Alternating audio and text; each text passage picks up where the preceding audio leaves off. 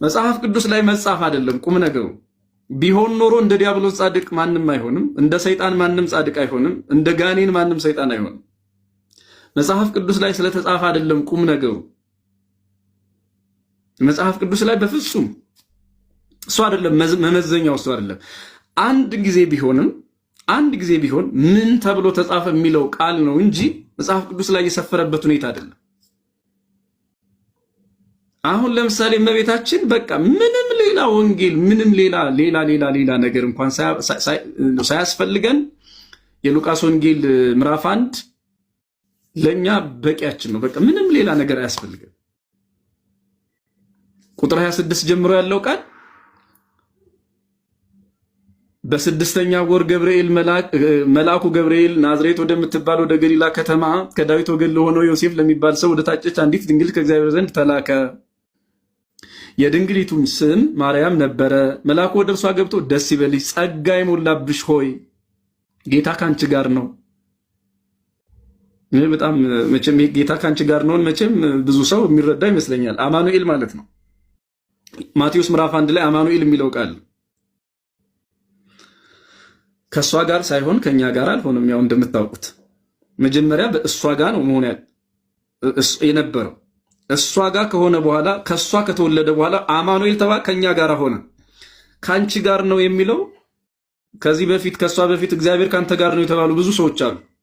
እግዚአብሔር ካንተ ጋር ነው የተባሉ ግን በረድኤት ነው። ምናልባት በጠላት ላይ ድል ለመቀዳጀት እንደነ ሶምሶን ያሉት ተብለው ሊሆን ይችላል። እንደነ ጌዲዮን ያሉ እንደዚህ ተብለው ሊሆን ይችላል። አዎ የድንግል ማርያም ግን እግዚአብሔር ካንቺ ጋር ነው በጣም የተለየ ነው። በከዊን እሷ ጋር ሲሆን ረቂቁ መለኮት ግዙፍ ስጋ ሊለብስ ግዙፍ ስጋ ረቂቅ መለኮት ጋር ሊዋሃድ ከሷ ጋር ሆነ። ቀጥሎስ አማኑኤል እግዚአብሔር ከኛ ጋር ሆነ። ከሷ ጋር ሲሆን ከኛ ጋር ሆነ። ስለዚህ እግዚአብሔርን ከኛ ጋር እንዲሆን ያደረገች ብቸኛ የምድራችን ሴት እሷ ብቻ ናት። ስለዚህ እግዚአብሔር ጌታ ካንቺ ጋር ነው ካለ በኋላ ከሴቶች መካከል የተባረክሽ ነሽ አላት። እርሷን ባየችው ጊዜ ከንግግሩ በጣም ደነገጠች። ይህ እንዴት ያለ ሰላምታ ነው ብላ አሰበች። መልአኩም እንዲህ አላት፣ ማርያም ሆይ በእግዚአብሔር ፊት ጸጋ አግኝተሻልና አትፍሪ። እነሆ ትጸንሻለሽ፣ ወንድ ልጅ ትወልጃለሽ፣ ስሙን ኢየሱስ ትይዋለሽ። በቃ በቂ ነው እያለ ይቀጥላል። ግን ለዚህ ርዕሳችን ከበቂ በላይ ኢየሱስን ልጄ ብላ መጥራቷ በቃ በቂያችን ነው። ኢየሱስን መውለዷ ለኛ በቂያችን ነው። ከዚህ ነው የትኛውም የመጽሐፍ ቅዱስ ክፍል የሚጀምረው ከሷ ነው ማለት እሷ ከጸነሰችው እሷ ከወለደችው ማለት ነው። ምንም እንኳን እናት የሌለው ኢየሱስ እየተሰበክን ቢሆንም በዚህ ምድር ላይ ነገር ግን እናቱ ድንግል ማርያም ትጸንሻለሽ፣ ትወልጃለሽ፣ ስሙንም ኢየሱስ ትይዋለሽ ተብሎ ከተነገረላት የመልአክ ምስክርነት በላይ ለኛ ሌላ ምን ምስክር ሊኖር ይችላል? በነገራችን ላይ ስለ ድንግል ማርያም እንዲያው ያው ሰዎች አንዳንድ ወንድሞቻችን ስለማይገባቸው አልተነገረም ይላሉ እንጂ እንደሷ ደግሞ የተነገረበት አለ እንዴ? ሲጀመር ነገረ ክርስቶስ ሲባል ስለሷ አለመናገር አይቻልም። እናቱ ናት። ያ የነሳው ስጋ ከሷ የመጣ ነው፣ ከሷ የተገኘ ነው ማለት ነው። ስለዚህ ነገረ ማርያምን የምንረሳበት ነገር የለም። በሌላ መልኩ ግን ለምሳሌ በጣም የሚደንቀኝ ዘፍጥረት ምዕራፍ 1 ቁጥር 12 ጀምሮ ያለ ቃል እስኪ ላንብብላችሁ። ምዕራፍ 1 ቁጥር 12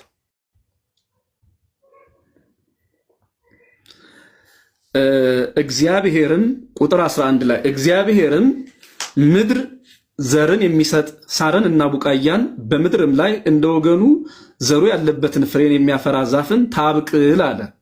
እንዲህም ሆነ። ምድርን ዘርን የሚሰጥ ሳርንና ቡቃያን እንደወገኑ ዘሩም ያለበትን ፍሬን የሚያፈራ ዛፍን እንደወገኑ አበቀለች። እግዚአብሔርም ያ መልካም እንደሆነ አየ። ማታም ሆነ ጠዋትም ሆነ ሶስተኛ ቀን በሶስተኛው ቀን ምድር ታብቅል አለ። ምድር አበቀለች ያለ ዘር። እዚህ ጋር ዝም ብሎ ንባብ አይደለም። ይሄ ከዮሐንስ ወንጌል ጋር እንደሚገናኝ መቼም ይሄ በመጀመሪያ ሰማይና ምድርን ፈጠረ የሚለው ቃል እግዚአብሔር ሰማይና ምድር ፈጠረ የሚለው ቃል ዮሐንስ ወንጌል ምዕራፍ 1 ላይ ምን እንደሚል ታውቃላችሁ? ቃል በመጀመሪያ ነበረ፣ ቃል በእግዚአብሔር ዘንድ ነበረ፣ ቃል እግዚአብሔር ነበረ፣ ቃልም እግዚአብሔር ነበረ ነው የሚለው። እና ይሄ የኦሪት ዘፍጥረት ምዕራፍ 1 ሐሳብ ሐዲስ ኪዳን ላይ በሙሉ ያለ ሐሳብ ነው። እና ቁጥር 11 እና 12 ላይ ስለ ሶስተኛ ቀን ነው የሚያወራ። ሶስተኛዋ ቀን ማለት ማናት? እሁድ፣ ሰኞ፣ ማክሰኞ። ማክሰኞ ናት ሶስተኛ ቀን የምትባለው።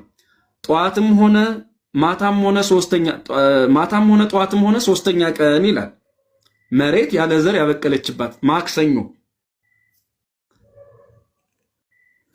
እንግዲህ የቤተ ክርስቲያናችን ሊቃውንት ለነሱ እግዚአብሔር መንፈስ ቅዱስ ምስጢሩን ገልጦላቸው ለኛ ስላደረሱን አባቶቻችን ክብር ምስጋና ይግባቸውና ይህቺ ማክሰኞ ቀን ያለ ዘር እጽዋትን አዝርዕትን ያገኘች እርሻ የድንግል ማርያም ምሳሌ ናት። በዕለተ ማክሰኞ በሶስተኛዋ ቀን ማለት ነው እግዚአብሔር ምድር ታብቅል ብሎ ቃል ሲናገር፣ ቃል ብቻ ዘር የለም ቃል ብቻ ተናገረ እግዚአብሔር። እንግዲህ ይሄ የምደጋግመው ያለ ምክንያት አይደለም። ቃል ብቻ ተናገረ። ምን ብሎ? ምድር ታብቅል ብሎ። ምድር ቃሉን ብቻ ሰማች። ከሰማችው የእግዚአብሔር ቃል የተነሳ ዘርን ሰጠች። የሚበላውን የሚጠጣውን ሁሉ አስገኘች ምድር ቃል ብቻ ተነግሯት። አሁን ይህንን የቤተ ክርስቲያን ሊቃውንት ምን ብለው ተረጎሙት? የሀገራችን ሊቃውንት ባለፈው እንደውም አንድ ከቤተ ክርስቲያናችን የኮበለለ ኮብ ላይ ከአንድ መርጌታ ነኝ ከሚል ምንነቱ ከማይታወቅ ሰው ጋራ ሲያበሻቅጡት ነበር። ይህን ትምህርት ትመስል እምኪ ማርያም ዕለተ ሳልስተ ወራቤተ ዘወለደት ጽጌ ወፀሐይ ዓለም ብርሂተ የሚለውን በማሕሌተ ጽጌ ቤተክርስቲያን የምታመሰግንበት ይህን ምስጋና ምንም የማያውቁ ሰዎች ሲጫወቱበት ነበር። እና ባጭሩ ለመተርጎም ያህል ይህን እመቤታችን ትመስል እምነ ማርያም ብለው ያቀኑታል ሊቃውንት። ለሐና ይሰጡታል። ግን አሁን ሐና አይደለችም ርዕሳችን። ምስጢሩ ለእመቤታችንም ለሐናም ይሆናል። እና እመቤታችን ሶስተኛ ቀን ናት። ቅዱስ ኤፍሬም እንደተረጎመው አንቲ ውእቱ ገራይት ዘይተዘራ ውስቴታ ዘር ሳይዘራባት የእግዚአብሔርን ቃል ሰምታ ለምልማ አብባ አፍርታ የተገኘች የማክሰኞ መሬት አንቺ ነሽ ይላታል እመቤታችንን በማክሰኞ ውዳሴ ማርያም። ስለዚህ የቅዱስ ኤፍሬም ድርሰትና ኢትዮጵያዊው ሊቅ ድርሰት የኢትዮጵያውያን ሊቃውንት ድርሰት ተስማምተዋል ማለት ነው። አሁን እቺ ሶስተኛ ቀን ማናት? ማክሰኞ። ለምንድን ነው እመቤታችን በማክሰኞ ቀን የምትመሰለው? እዚህ ኦሪት ዘፍጥረት ምዕራፍ 1 ቁጥር 12 ላይ ካለው ትርጉም ጋር ምን ያገናኛቸዋል ያለ እንደሆነ ሁለት መሰረታዊ ነገር ያገናኛቸዋል። አንደኛ እመቤታችን ኢየሱስ ክርስቶስን የወለደችው በዕለተ ማክሰኞ ነው። ቀኑ ማክሰኞ ነው። መቼም እመቤታችንን ከኢትዮጵያ ኦርቶዶክስ ተዋሕዶ ቤተክርስቲያን እና ከመሰሎቹ ውጪ እሁድ ይወለድ፣ ቅዳሜ፣ ሐሙስ፣ ዓርብ ጉዳያቸውም አይደለም፣ አያውቁትም። ታውቃላችሁ ምንም እንዳልሆነ። ሲጀመር ወሩ መቼ እንደተወለደ አያውቁም። ከኢትዮጵያ ኦርቶዶክስ ተዋሕዶ ቤተክርስቲያንና ከመሰሎቿ ውጪ ያሉት ወሩንም ዓመቱንም ቀኑንም ሰዓቱንም የምታውቀዋ ቤተክርስቲያን ናት። ክርስቶስ ተወለደ ስትል ዝም ብሎ በዘፈቀደ የሚወለድ አይደለም። መቼ ተወለደ የሚለውን የምታውቀው ቤተክርስቲያን ናት። እንዴት ተወለደ የሚለውን ብቻ አይደለም፣ በድንግልና ተጸንሶ በድንግልና መወለዱን መጽሐፍ ቅዱስ ይናገራል። ከዚያ ውጭ ግን መቼ ተወለደ፣ በስንተኛው ቀን፣ በስንተኛው ወር፣ በስንተኛው ዓመተ ምህረት ምን ይሄ ቤተክርስቲያናችን ታሪክ ነው። እና ይቺ ሶስተኛ ቀን ማክሰኞ ናት። እመቤታችንም በማክሰኞ ቀን ትመሰላለች። ለምን? ኢየሱስ ክርስቶስን የወለደችው በዕለተ ማክሰኞ ነው። ክርስቶስ የተወለደው በዕለተ ሰሉስ ማክሰኞ ቀን ነው፣ በሶስተኛዋ ቀን ማለት ነው።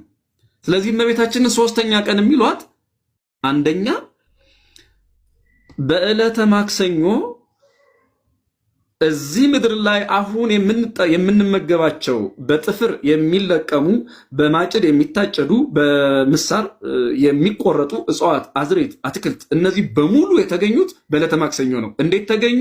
በቃል ብቻ።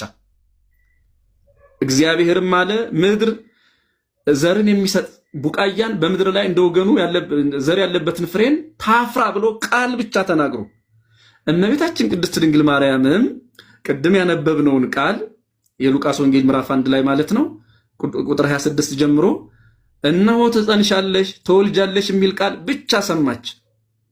ያ የሰማችው ቃል በጆሮዋ ገባ። በጆሮዋ የገባው ቃል በማህፀኗ ተጸነሰ። የዕለተ ማክሰኞ እርሻ ወይም ደግሞ በማክሰኞ ዕለት በማክሰኞ ቀን መሬት ቃል ብቻ ሰምታ ፍሬ እንደሰጠች ፍሬ እንዳስገኘች ቃል ብቻ የእግዚአብሔርን ቃል ብቻ ሰምታ መሬት በዕለተ ማክሰኞ ዘርን እንዳስገኘች ቡቃያዎችን እንደሰጠች የሚበላውን የሚጠጣውን እንዳስገኘች ሁሉ ድንግል ማርያምም የወንድ ዘር ሳታውቅ የቅዱስ ገብርኤልን ድምጽ ሰምታ በቅዱስ ገብርኤል በኩል የሚያናግራትን የልጇን ድምጽ ሰምታ በገብርኤል ያደረውን ማለት ነው። በሌላ አነጋገር በቤተክርስቲያናችን ትርጉም ላይ ከኮንኩ ለርሴ አብሰርክዋ ለወላዲቴ ስለሚል ለራሴ በገብርኤል አድሬ እናቴን አበሰርኳት የሚል ቃል አለ። ገብርኤል ቢመጣም ቅሉ በገብርኤል ያደረ ደግሞ ሌላ ቃል አለ። ያ ቃል ደግሞ የዮሐንስ ወንጌል ምዕራፍ 1 ላይ ያየነው ቃል ነው። ስለዚህ በጆሮዋ የሰማችው ቃል በማህፀኗ ተጸነሰ፣ በዕለተ ማክሰኞ ተወለደ። አሁን እመቤታችን የማክሰኞ እርሻ የምትባልበት ምክንያት ግልጽ ሆነ ማለት ነው። እዚህ ዘፍጥረት ምዕራፍ 1 ቁጥር 12 ላይ የማክሰኞ እርሻ እግዚአብሔር ቃል ብቻ ተናገራት፣ ያለ ዘር እጽዋት አዝሬትን ምግብ አስገኘች። ባጭሩ የሚበሉትንም የማይበሉት እመቤታችንም የሕይወት እንጀራ እኔ ነኝ ብሎ ሲያስተምር የሰማነውን ጌታ ዮሐንስ ወንጌል ምዕራፍ 6 ቁጥር 35 ላይ የሕይወት እንጀራ እኔ ነኝ ብሎ ሲያስተምር የሰማነውን ጌታ ስጋዬን የበላ ደሜን የጠጣ የዘላለም ሕይወት አለው ብሎ የሰበከን ያስተማረንን ጌታ ያለ ወንድ ዘር በመውለዷ የማክሰኞ እርሻ ትባላለች። ስለዚህ በመጽሐፍ ቅዱስ በብዙ ህብረ አምሳል በብዙ ምስጢር ሲነገር የመጣ ማንነት ነው ያላት እንጂ ዘፈቀድ አይደለም። እንዲያውም ምናልባት እኔ አሁን በአንዳንድ እይታዎች ላይ የተለየ ምልከታ ስላለኝ እንጂ በመጀመሪያ እግዚአብሔር ሰማይንና ምድርን ፈጠረ የሚለው የሚለውን ፊደል የዕብራይስጥ ሂብሩ ያጠኑ ሊቃውንትም ሀገራችንም ደግሞ ያው ላይ ያሉ ሊቃውንት ብዙ ይላሉ፣ ብዙ ጽፈዋል።